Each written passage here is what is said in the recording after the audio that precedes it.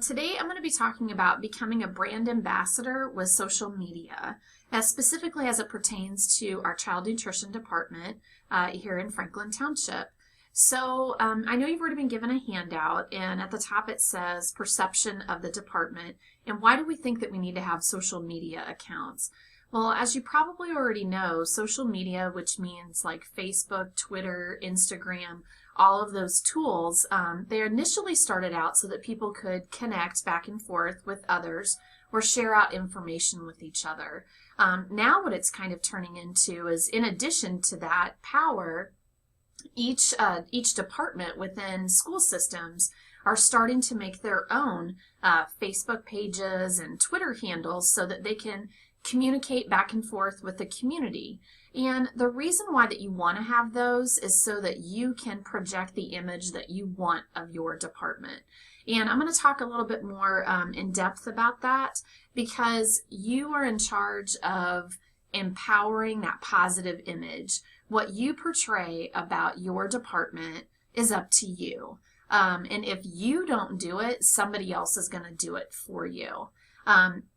So with talking about that, there could be some of you sitting out there saying, oh, I don't even have a social media account. Or others might be saying, yes, I'm fully aware of what you're talking about.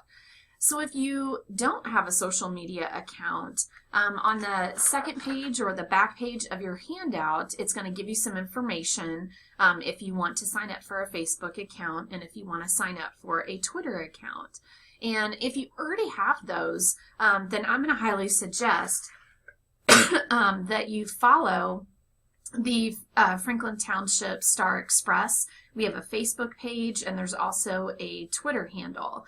And so they're already in place that we already have social media accounts for your department. But again, we're working on building that positive image. So you're going to notice that Allison and Betsy are putting out posts out there. We're trying to get as many visual posts out there so that the community and students know what's going on in your department. And like I said, if we don't do it, somebody else will. I'm going to show you some examples of some school districts that already have social media and they're projecting a positive image. So the first one that I'm going to show you, is actually with Carmel Clay School. So this is an example of their Twitter feed. So they're posting out information to parents, letting them know what's going on. There was a elementary that they actually retweeted because a teacher was using a picture book in their classroom that actually tied into nutrition, and so they wanted to recognize that. They wanted to let the community know about a new Veggie of the Month promotion that they had going on. So you're going to notice all kinds of positive things. Now, I know I'm showing you their Twitter feed, but chances are they already also have a Facebook page, and the two are connected together. Now, I'm going to show you another one that also exists, and this one is called At School Meals Rock. And I wanted to show you this one because this person is actually taking photos of different great healthy choices for lunch and letting people, see some snapshots of great things that are going on. And again, all of this is positive. Now, the reason why I say that you need to be in charge of that positive message is because if you don't do it, as I mentioned before, somebody else is going to do it for you. And it's probably not going to be positive. Okay? They might mention something positive, but you have no control of how your image is portrayed. And I am going to show you an example of this, and this is actually going on at Noblesville High School. They have a student that actually started this Twitter account, and there's absolutely nothing that can prevent this student from having this account. And so what this person is doing is they're keeping track of different lunches that are occurring at their high school, and the student is posting pictures out, and it's not the kind of image that you want. This student is trying to bring awareness that some of the chicken nuggets are not cooked fully. On this one, he's trying to show that, bacon is part of the lunch and it hasn't been cooked properly again. Making a comment about how that there was a bone that was in, a chicken sandwich, or something like that. This is the kind of impact that you really do not want. So rather than you being able to build that positive image, someone is focusing on the negative. And I bring this up not to scare you or freak you out, but you need to realize the power of social media in this day and age. So if you are working at, a middle school or a high school, a lot of the students there are going to have phones and they're very active on social media. So I just want people to be aware that, that you never know what could be posted about your department. So you want to make sure that the appropriate image is going out there. And another thing that I wanted to talk about with that is that let's focus on not only the students, but you really need to think about parents as well. Parents are very active on social media. The community is very active on social media.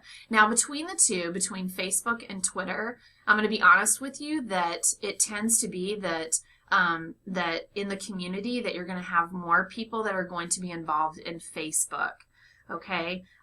Now you may already be aware, but there's several chat groups that are out there that are connected to Franklin Township. I think one is called FT Parent Chat or something like that. But just how I mentioned about the image that's being portrayed, you have to be aware that there are groups that are out there that can, again, they can portray the image that you may not want for your department.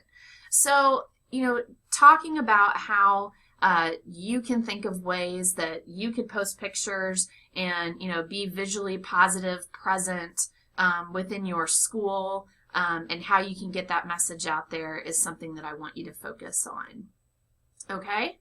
I'm going to go ahead and have you pause the video, and I want you to turn and talk. So I know I've talked about why do you want to have a social media account and the power of promoting that positive image, but I'm sure that there's some questions that are popping around in your head or some comments that you want to make. So pause the video, and I'd like for you to turn and talk now. Okay, so now that you've had a chance to turn and talk about that, let's move on to our second topic where it says the impact of sharing or retweeting. So sharing is what you can do on Facebook if you want to promote or let others in your circle within Facebook, if you want your other friends to know about what's going on from somewhere else. If you are active on Facebook, you're going to know what I mean. So let's say a friend of yours finds a recipe and you want to share that out with everybody that you know, or you come across a cute video that you want to share out to friends. So let's talk about how can you use that to be a brand ambassador with your department. So I've pulled up the Franklin Township Star Express Facebook page so we can take a look at it. Lots of great positive things that are being posted on here. So right here we see a share button, and if I press share, then it's going to post this link out to all of the people that are my friends. Now, let me explain to you why you want to be doing that. Okay, so if you want to spread out your positive image, the more that you're sharing the posts that come from this department, the more that people are seeing the great things that are going on within this department. But the number one reason why that you want to share any posts that's out here, let's say that you're looking for job opportunities. So let's say that you have some job openings that are in your cafeteria at your building, and you're looking for people. Rather than just saying, "Hey, we're looking for folks, to come work," why not share some of the posts that came directly from your department? So that way people see, someone that's a potential employee could take a look at it and say, wow, I think I want to work at a place that's like that. Now, on the other side of that, if you happen to be involved in Twitter, then that is the same concept as retweeting. So if I retweet something, then all the people that follow me are going to see that post. So again, keep that in mind. and that can help you out as you're trying to, get potential employees. All right. Okay, so we're going to have you pause and turn and talk again, and I want you to talk about, if you're on Facebook, have you thought about sharing some of those posts that have come out from the FT Star Express department? Can you think of ways that can help you with getting potential employees? So go ahead and pause the video and turn and talk.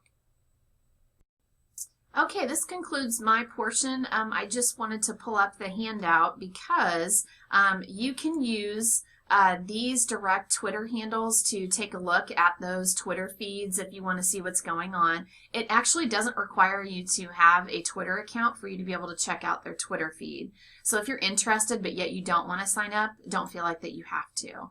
But again, on the second page of the handout, I do have information if you don't have a Facebook account or if you don't have a Twitter account and you're interested in signing up. The directions are there for you. All right.